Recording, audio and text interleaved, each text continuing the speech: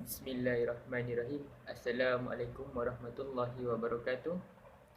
Hari ini saya Hazim Uthman yang mewakili dua rakan saya iaitu Iskandar Shah dan Nurhan Razin akan membentangkan tajuk dosa-dosa besar yang merupakan salah satu topik yang terdapat di dalam buku teks Pendidikan Islam Tingkatan 4 2020. Nabi Muhammad SAW telah bersabda, dan maksudnya ialah jauhilah 7 perkara yang merosakkan.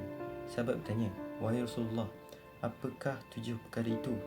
Baginda bersabda, syirik pada Allah SWT dan sihir dan membunuh jiwa yang diharamkan oleh Allah SWT kecuali dengan kebenaran, dan makan riba dan makan harta anak yatim, dan lari daripada medan peperangan, dan membunuh dan membuat tuduhan berzina terhadap wanita beriman yang suci dan dipelihara daripada dosa-dosa besar ini terbagi bertujuh, iaitu yang pertama sekali syirik pada Allah, kemudian sihir, kemudian membunuh, kemudian makan riba, dan kemudian makan harta anak yatim, kemudian lari daripada medan peperangan, dan terakhir sekali membunuh perempuan yang beriman dan suci berzina ataupun digelar sebagai qazaf. Dosa besar pertama yang terkandung dalam hadis ini ialah syirik pada Allah. Syirik ialah dosa yang paling besar. Contoh firman Allah SWT, Inna syikra lazulmun azim. Surah Luqman 31 ayat 13. Maksudnya, sesungguhnya perbuatan syirik itu ialah satu kezaliman yang besar. Syirik ini terbagi pada dua, iaitu jali, nyata. Maksud syirik jali ini ialah menyekutukan Allah SWT dengan sesuatu pada zat, sifat dan if'al, iaitu perbuatan. Kemudian contoh syirik jali ialah menyembah bala, meyakini Nabi Isa AS sebagai anak Allah, meyakini alam juga saya Allah selain Allah. Kesan mengamalkan syirik jali ini ialah dia akan merosakkan akidah. Yang kedua pula ialah syirik khafi, iaitu syirik yang tersembunyi. Maksud syirik khafi ini ialah dia melakukan sesuatu amalan bukan bertujuan kerana Allah SWT. Contohnya ialah melakukan solat kerana mengharapkan pujian manusia, itu riak, merasa hebat dengan amalan sendiri, itu ujub, sombong dengan kelebihan duniawi yang dilakukan, iaitu takabur. Kesan melakukan syirik khafi ini ialah dia akan merosakkan pahala amalan. Dosa besar kedua yang terkandung dalam hadis ini ialah sihir. Maksud sihir ini ialah perbuatan yang memudaratkan orang lain dengan bantuan jin. Contoh sihir ialah santau, pukau, minyak pengasih dan pelaris. Kesan melakukan sihir ini ialah ia akan mengakibatkan kesakitan terhadap tubuh badan, iaitu orang yang telah sihir. Kemudian ia akan mencetuskan pergaduhan. Kemudian ia akan memporak-porandakan rumah tangga. Dan terakhir sekali ia akan menyebabkan kematian. Dalil Allah SWT menjelaskan bahawa amalan sihir mengandungi unsur kekufuran. Firman Allah SWT, walakinna syayatina kafaru yu'allimuna an-nasa as-sihra. Surah Al-Baqarah 2 ayat 102. Maksudnya ialah tetapi golongan syaitan itulah kafir kerana mereka lah yang mengajar manusia ilmu sihir. Dosa besar ketiga yang tergandung dalam hadis ini ialah membunuh.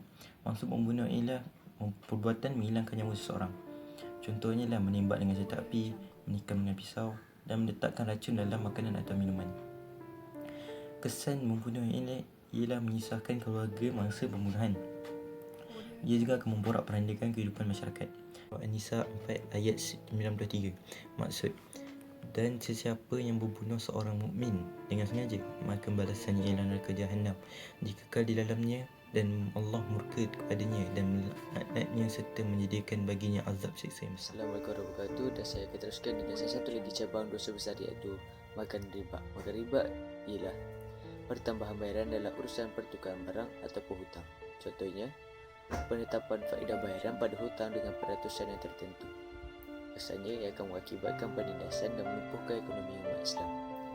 Dalil yang disebut dalam Quran adalah pada surah Al-Baqarah ayat 278, iaitu, wahai orang yang beriman, bertakwalah kepada Allah dan tinggalkanlah sakit-baki riba itu jika benar kamu ialah orang yang. Seterusnya kita ada makan harta anak yatim, iaitu menggunakan harta anak yatim dengan cara yang tidak dibenarkan oleh syarak.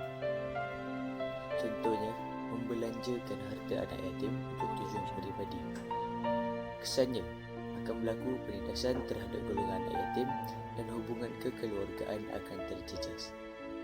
Terdapat juga dalil pada surah An-Nisa ayat 10 yang bermaksud sesungguhnya orang yang membakar harta anak yatim secara zalim, mereka itu hanyalah menelan api ke dalam perut mereka dan akan dimasukkan ke dalam api neraka yang menyala-nyala. Kedua terakhir yang kita ada ialah lari daripada medan peperangan, yang bermaksud meninggalkan medan perang ketika menghadapi musuh. Contohnya, meninggalkan diri daripada pasukan sewaktu berlakunya peperangan.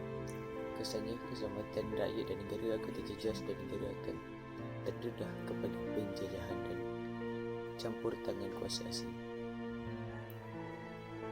Maksudnya, wahai orang yang beriman, apabila kamu bertemu orang kafir yang memerangi kamu, maka janganlah kamu mundur.